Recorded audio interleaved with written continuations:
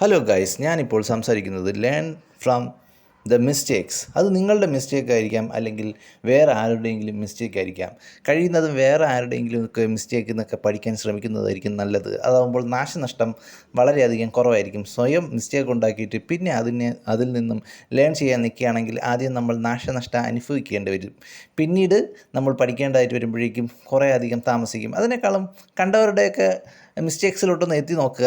അവർക്ക് എങ്ങനെയാണ് ഈ മിസ്റ്റേക്ക് സംഭവിച്ചത് എന്നതൊന്ന് അനലൈസ് ചെയ്യുക. എന്നിട്ട് അത് തങ്ങളുടെ ജീവിതത്തിൽ വരികയാണെങ്കിൽ അതിനുള്ള പ്രിക്കോഷൻസൊക്കെ എടുക്കുക. ഉദാഹരണത്തിന് ഇപ്പോൾ ഒരുപാട് തട്ടിപ്പ് വീരന്മാർ നമ്മളുടെ നാട്ടിലൊക്കെ ഉണ്ട്. ഉദാഹരണം പറയുകയാണെങ്കിൽ ഒരു ജോലി വാഗ്ദാനം ചെയ്യുകയാണെന്ന് വിചാരിക്കുക. അപ്പോൾ അതിനുവേണ്ടി അവർ ഒരു പ്രോസസ്സിങ് ഫീസ് ഈടാക്കും. പിന്നെ അത് കഴിഞ്ഞതിന് ശേഷം പിന്നെ എല്ലാം വളരെയധികം പെട്ടെന്നായിരിക്കും. പിന്നെ അവർ പറയുന്നൊരു കാര്യമെന്ന് പറയുന്നത്, നിങ്ങളുടെ ആപ്ലിക്കേഷൻ ബാക്കിലായി പോകും, നിങ്ങൾ ഇത്ര ലക്ഷം രൂപ ഞങ്ങൾക്ക് അടച്ചില്ലെങ്കിൽ. പിന്നെ അവരൊരു ഭീമമായ തുക നിങ്ങളെ കൊണ്ട് മാക്സിമം അടപ്പിക്കാനായിട്ട് ശ്രമിക്കും. അതിൽ വീണ് പോകുന്ന പലരെയും എനിക്കറിയാം. അങ്ങനെയുള്ള അനുഭവമുള്ളവർ എനിക്കറിയാം. അങ്ങനെ വീണിട്ടുള്ളവരുടെ അനുഭവത്തിൽ നിന്ന് നിങ്ങൾ ആദ്യം പഠിക്കുക. പിന്നീട് ഇതുപോലുള്ള സിറ്റുവേഷൻ വരുമ്പോൾ ഹാൻഡിൽ ചെയ്യാൻ പഠിക്കുക. ആദ്യം കുറച്ച് ഫീസ് അടച്ചു, പിന്നെ അത് കഴിഞ്ഞതിന് ശേഷം അവർ പ്രഷർ ചെലുത്തുകയാണെങ്കിൽ നിങ്ങൾ പതുക്കെ അതിൽ നിന്നും പിൻവാങ്ങുക. കാരണം അതൊരു തട്ടിപ്പാണെന്ന് മനസ്സിലാക്കാനുള്ളൊരു ബോധം നിങ്ങൾക്കുണ്ടാവണം.